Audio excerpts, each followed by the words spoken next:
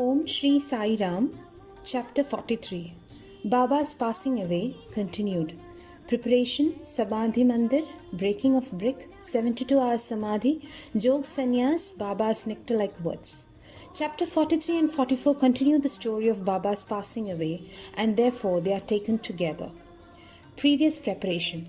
It is a general practice amongst the Hindus that when a man is about to die, some good religious scripture is read out to him with the object that his mind should be withdrawn from worldly things and fixed in spiritual matters, so that his future progress should be natural and easy. Everybody knows that when King Parikshit was cursed by the son of Brahmin Rishi and was to die after a week, the great sage Shukadev expounded to him the famous Bhagavad Puran in that week. This practice is followed even now, and the Gita, Bhagavad and other sacred books are read out to dying persons. Baba, being an incarnation of God, needed no such help, but just to set an example to people. He followed this practice when he knew that he was to pass away soon. He asked one Mr. Vaze to read Ram Vijay to him. Mr. Vaze read the book once in a week. Then Baba asked him to read the same again, day and night, and he finished the second reading in 3 days. Thus 11 days passed. Then again he read for 3 days and was exhausted. So Baba let him go and kept himself quiet. He abided in himself and was waiting for the last moment. 2 or 3 days later, Baba had stopped his morning peregrinations, going out and begging rounds, and sat quietly in the masjid. He was conscious till the last and was advising the devotees not to lose heart. He let nobody know the exact time of his departure. Kaka Sahib Dikshit and Shriman Bhuti were dining daily with him in the masjid. That day, 15th October, after the Aarti, he asked him to go to their residence for dining. Still a few, that is Lakshmibai Shinde, Bhagoji Shinde, Bayaji, Lakshman Bala Shimpi and Nana Sahib Nimonekar remained there. Shama was sitting down on the steps. After giving ₹9 to Lakshmibai Shinde, Baba said that he did not feel well there in the masjid and that he should be taken to the Gadi, stone Wada of Bhuti, where he would be all right. While saying these last words, he leaned on Bayaji's body and breathed his last. Bhagoji noticed that his breathing had stopped, and he immediately told this to Nana Sahib Nimonekar, who was sitting near. Nana Sahib brought some water and poured it in Baba's mouth. It came out. Then he cried out loudly, "Oh Deva!" Baba seemed to open his eyes and say, "Ah," in a low tone. But it soon became evident that Baba had left his mortal body for good. The news of Baba's passing away spread like wildfire in the village of Shirdi, and all people, men, women and children, ran out to the masjid and began to mourn this loss in various ways. Some cried out loudly, some wallowed on, and some fell down senseless in the streets. Tears ran down from the eyes of all, and everyone was filled with sorrow. Some people started remembering the words of Sai Baba. Somebody said that Maharaj Sai Baba told his devotees that in time to come he would appear as a lad of 8 years. In the Krishna avatar, Chakrapani, Lord Vishnu performed this very deed. Krishna appeared before Devaki in the prison as a lad of 8 years, who had bright complexion and who wielded weapons in his 4 arms. In that incarnation, Lord Krishna, lightened the burden of the earth. This incarnation, Sai Baba, was for the uplift of his devotees. Then where is the reason for doubt? The ways of the saints are really inscrutable. This contact of Sai Baba with his devotees is not only for one generation, but it is there for the last 72 generations. Generating ties of love, it appears that Maharaj Sai Baba has gone for tour, and the devotees had a firm belief that he will return soon. Then the question arose, how to lay Baba's body to rest. Some Mohammedans said that the body should be interred in an open space and a tomb built over.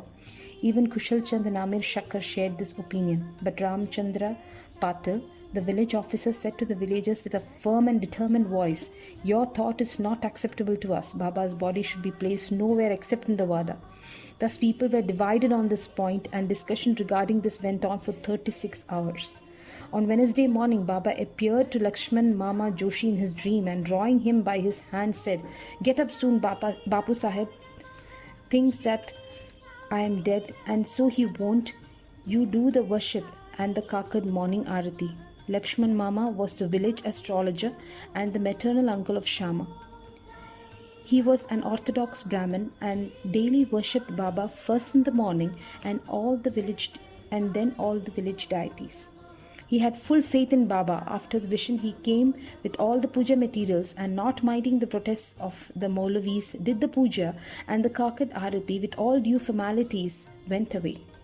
Then at noon, Bapu Sahib Jog came with all others and went through the noon Arati ceremony as usual. After paying due respect to Baba's words, the people decided to place his body in the Wada and started digging the central portion there. In the evening of Tuesday, the sub-inspector came from Rahata and others turned up from other places, and they all agreed to the proposal. Next morning, Amir Bhai came from Mumbai and the Mamlatdar from Kopargaon. The people seemed divided in their opinion. Some insisted on interring his body in the open field. The Mamlatdar therefore took a general plebiscite and found that the proposal to use the Wada secured double the number of votes. He, however, wanted to refer the matter to the collector, and Kaka Sahib Dikshit got himself ready to go to Ahmednagar. Meanwhile, by Baba's inspiration, there was a change in the opinion of other people, and all unanimously voted for the proposal. On Wednesday evening, Baba's body was taken in procession and brought to the Wada and was interred there with due formalities in the Garbha, that is the central portion reserved for Murlidhar. In fact, Baba became the Murlidhar and the Wada became a temple and a holy shrine where so many devotees since then have been going to find rest and peace. All the obsequies of Baba were duly performed by Bala Sahib Bhate and Upasani, a great devotee of Baba. It may be noted here that, as observed by Professor Narke, Baba's body did not get stiff, though it was exposed for 36 hours, and that all the limbs were elastic, and that his kafni could be taken out without being torn to pieces. Breaking of the brick. Some days before Baba's departure, there occurred an ominous sign foreboding the event. There was in the masjid an old brick on which Baba rested his hand and sat. At night time, he leaned against it and had his asan. This went on for many years. One day during Baba's absence, a boy who was sweeping the floor took it up in his hand, and unfortunately it slipped and fell down and got broken into 2 pieces.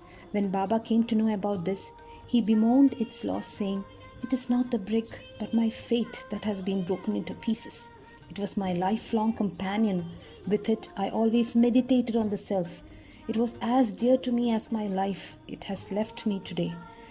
Some may raise here a question: why should Baba express this sorrow for such an inanimate thing as a brick?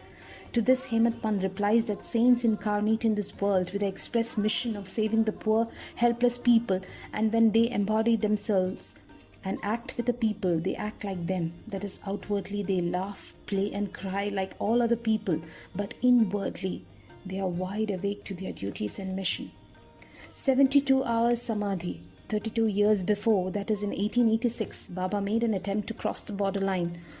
On a Margashirsha Purnima, full moon day, Baba suffered from a severe attack of asthma.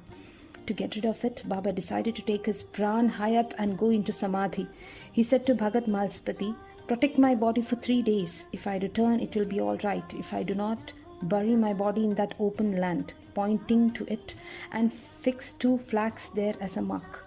After saying this, Baba fell down at about 10 p.m. His breathing stopped as well as his pulse. It seemed as if his pran left the body. All the people, including the villagers, came there and wanted to hold an inquest and bury the body in the place pointed by Baba. But Malsapati prevented this. With Baba's body on his lap, he sat full 3 days guarding it. After 3 days passed, Baba showed signs of life at 3 a.m. His breathing commenced, the abdomen began to move, his eyes opened, and stretching his limbs, Baba returned to consciousness, life again. From this and other accounts, let the readers consider whether Sai Baba was there, was the 3.5 cubits body that he occupied for some years and that he left thereafter, or he was the self inside. The body composed of the 5 elements is perishable and transient, but the self within is the thing, absolute reality, which is immortal and intransient. This pure being consciousness, or Brahma, the ruler and controller of the senses and mind, is Sai. This pervades all things in the universe, and there is no space without it. For fulfilling his mission, he assumed the body, and after it was fulfilled, he threw away the body. the finite aspect and assumed his infinite aspect. Sai ever lives as also the previous incarnation of God Dattatreya, Sri Narasimha Saraswati of Gangapur. His passing away is only an outward aspect, but in reality he pervades all animate and inanimate things and is their inner controller and ruler. This can be and is even now experienced by many who surrender themselves completely to him and worship him with wholehearted devotion. Though it is not possible for us to see Baba from now onwards, but if we go to Shirdi, we shall find his beautiful life portrait adorning the masjid. This has been drawn by Shamrao Jekar, a famous artist and well-known devotee of Baba. To an imaginative and devout spectator, this portrait can give even today the satisfaction of taking Baba's darshan. Though Baba has no gross body now, he lives there and everywhere and will affect the welfare of the devotees even now, as he was doing before, when he was embodied. Saints like Baba never die. Though they look like men, they are in reality God himself. Bapu Sahib Jog's Sannyas. Hemant Pant closes this chapter with the account of Jog Sannyas. Sakharam Hari alias Bapu Sahib Jog was the uncle of famous Warkari Vishnu Bua Jog of Pune. He had no issue. After his retirement from government service, he was a supervisor in the PWD. In 1909, he came and lived in Shirdi with his wife. Both husband and wife loved Baba and spent all their time in worshipping and serving Baba.